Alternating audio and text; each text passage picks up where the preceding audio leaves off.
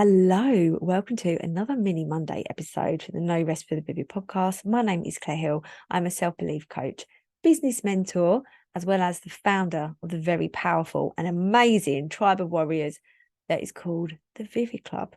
I say we're a tribe of warriors, really. They're just we're all amazing warrior bosses, and I'm very, very proud to have founded such an amazing place. I am talking to you today on the day of, well, I'm not really, it's Wednesday. It's the Wednesday before the masterclass, but if you're listening to this, it's published on the day of my Glow Up Masterclass, which is going to help to start powering up and igniting your self-belief. Really, it should be igniting and powering up, shouldn't it? Let me do that again.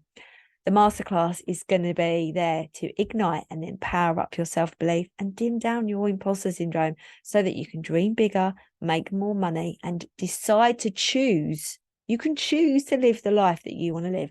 I am the example of that. And if it's possible for me, it is possible for you too. So today I want to talk to you about, and I'm just going to say a disclaimer straight away. If you have ever experienced self-harm or inflicted self-harm or have experience of self-harm, or I've just repeated that, but you know what I mean, anything about self-harm, this podcast is going to talk about self-harm in a bit in a different way. I'm not going to talk about anything, any way that I physically hurt myself at all, but how I perceive an element of my behavior as self-harm. So I just want to put a disclaimer out there. Please don't listen if you feel that might trigger you. So please turn off now. If you feel that you just want to be interested and you haven't got any experience of that, I'm not, like I say, it's not going to be anything physical, but I believe that talking about my trauma is a form of self-harm to me. The reason why I've changed the narrative on that and said self-harm instead of self-sabotage, because usually if you're talking and re-traumatizing, you could say, oh, that's self-sabotage. I've decided to change it to self-harm because it is physically harming me in the pain that I experience. Now, saying this, I do feel worried that this little mini podcast may upset anybody. I appreciate the complexities around self-harm and that it's not an easy subject to talk about. It's not a anything to be taken lightly. So if that, I just want to protect you. If you're listening to this, I just want to protect you that it's not going to be, I suppose I'm using the word self-harm for my own benefit. But the reason why I need to share it is because it might benefit you too. So in my previous episode, I was talking about inviting people to my pity party. And part of that process is self-harm because I have experienced self-harming behaviors in drinking too much. I'm going to be totally honest, taking drugs, smoking. God, these podcasts are really honest, aren't they? But it's true. And just behaviors that have put me in trouble because they are harmful to me. And I believe the reason why I did those things is because my imposter syndrome, my negative voice, my critical part of me that was formed through neglect and emotional abuse, all of that does it to myself to keep me where I am, because that feeling of negativity, of pain, of trauma is so comforting to me. So that part of me, and this is what I'm going to talk about this in the Glow Up Masterclass, but that part of me is keeping me safe from joy by keeping me in this cycle of just feeling shit about myself. Like, it's safer to feel like that than it is for to feel joy. And that's what your imposter syndrome and that all of that negative part of you, that's what it's trying to do. Keep you safe from the unfamiliar. And if you've grown up with that kind of childhood where all you're familiar with is negativity and pain and sadness and all of that, then that's what you're going to do. I was just thinking another thing that I've done is overeating. Definitely, like, just eating too much when I don't need to, secret eating, all of these horrible things. Like, I already feel that my vulnerability hangover is coming. I can already feel it like smacking me in the face. But I'm so on top of all of that stuff, so on top of it. Like, I'm not experiencing any of those harming behaviors at all. I don't even drink really anymore. Like in the last year, I've had 6 months sober.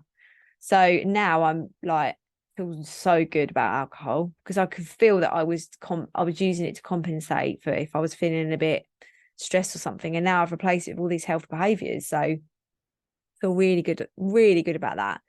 So yeah, all of those behaviors don't happen. And then I was thinking, oh, I'm just so great.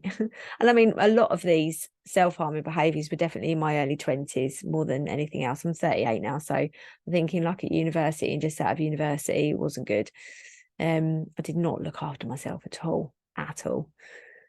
So let me get my thread back. So when I'm talking about and re-traumatizing myself, I realized it was a form of self-harm and I realized this because I was speaking to my husband about something that's happened to me. And I was talking about it, and there was no need for me to talk about it. I could feel this pain in my chest, like, when your heart hurts. I was feeling the pain again. And it's like an exquisite, familiar pain that, like having a tattoo, something that feels so familiar and comfortable and painful at the same time. It's such a strange paradox, and it's so, I don't know, it's quite horrible to talk about, I suppose. And I mean, I'd love to hear if that resonates with you, that when, talking about and keeping yourself in those traumatic situations, there is a comfort to it that is horrendous. It's such a paradox. It really is. And I, as I was talking to him, I said, "Oh, babe, God, my heart hurts. My heart hurts so much." And I was crying. He was like, "I know." And he's so good. He's so understanding, so sympathetic. Understands, like, he's an expert in trauma-informed support for adults. So, like, for homeless adults primarily. So he absolutely understands all of my triggers. I couldn't be married to the most perfect person for me, really. Like, he's so amazing. And so he understands all of that.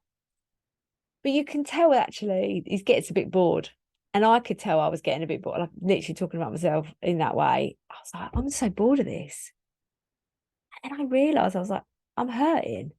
Of course, this hurts to myself. And I know the reason why individual self-harm is to take control and to have a release. And it's probably related to that. Like, if I'm causing myself pain, I am releasing some of that pain in a way. But I've processed it. I've done my counselling. I've done my therapy. And this is why I find coaching so beneficial, because you're moving forward and you're like looking at the strengths and you're saying, right, I've processed all of that now. What am I going to do with all of this stuff that I've developed because of what I've been through? And then you can use coaching coaching can then support you to become the best version of yourself and take all of that into consideration. So I was sitting there and I was like, oh, I feel really, I'm in so much pain. And I was like, oh my God, this is self-harm. And it again slapped me in the face, this sort of realization that I was hurting myself by keep talking about it like that. And I don't want anybody to listen to this and think, oh, she's trying to, you've got to repress it. You've got to swallow it down. She's saying that you can't be upset. I'm not saying that one bit. Feelings are supposed to be felt. But this is the stuff that's happened to me when I was like a long time ago. I've had awareness about what I was talking about for 30 years. I'm done. I'm done. I am so done with all of that. I want to move forward. I'm ready to become the best version of myself now. I'm ready for all of it. To just keep covering myself in tar and hurting myself by talking about the same thing over, like literally talking about the same thing over and over and over and over again with, like my best friend Bex works for me. She will be in it. And sometimes I could tell that I was like, I think we actually had a bit of a conversation about it a couple of weeks ago. I do realize I'm running over time for a mini Monday, so I'll stop in a minute. But it was here when we were talking about something really exciting that's coming up in the Vivid Club. Really, really exciting. Spoke to her about it, And then in the next breath, I started talking about the thing that I talk about that's really harmful to me. And I was like, it's like a bungee jump. So your future self wants to push you forward, and then your past, like your imposter syndrome, like wants to bring you back, like on the bungee cord. And so to do that, I have to talk about that trauma. And I looked at Bex and I said, and it's so comfortable for me to talk to Bex about it, because Bex knows exactly what I'm talking about. Like, she's known me again over half my life. And I said, I'm talking, I said, when I am talking about that, you've got to stop me. She went, but it's important you do, babe. You know, like, she looks after me. She's supporting you. I'm like, no, I'm done. I processed it all. It's a form of self-harm. I am trying to keep myself where I am by talking about that. I don't want to talk about it anymore. If I start, just remind me. She was like, all right. And since then, I've just been so much more aware, like, and especially in talking to Dan as well, my husband, about it on that night. Energy. It feels so good. I honestly feel more powerful and excited than I've ever felt in my life. And I'm not even done yet. I just think that all of that power is going to go to all the Vivid Club members and my clients. There's a song on Florence and the Machine's new album called Free. I think it's called Free, where she says, all that I'm supposed to do just open up my arms and give it all to you. And I was like, oh, it's basically something like that. Like, all I've been born to do is just open up my arms, give it all to you. And I was just always thinking about the Vivid Club when I sing that lyric, that everything that I've been through, everything that I've learned, all of my past careers, which has been a few, everything I listen to, everything I read, everything that I absorb and then reframe in my head to then teach out, everything that I come up with, all the thoughts, is all for my clients in the Vivid Club and anybody else that wants to come into that circle. Like, that's my job. My job is to ignite and power up your self-belief, dim down that imposter syndrome so that you can, and also hold that belief for you when it's a tiny bit out of your reach. And then I'll teach you how to move forward. And an amazing Vivid Club member, Suzanne, said the other day, it's like I see when people have got the wrong fuel in their cars, and so I change it up, navigate you on the right path, or something like that. I can't remember now. I'm getting much better at receiving these compliments. Anyway, I'm well over time for a mini Monday. I do apologize. Have an amazing week. I really hope that everything that I've said has landed okay with you. If you need any support or any signposting to any mental health services to support any of those behaviours, please let me know. I do know of some, so please let me know. I will add some links to the podcast show notes as well.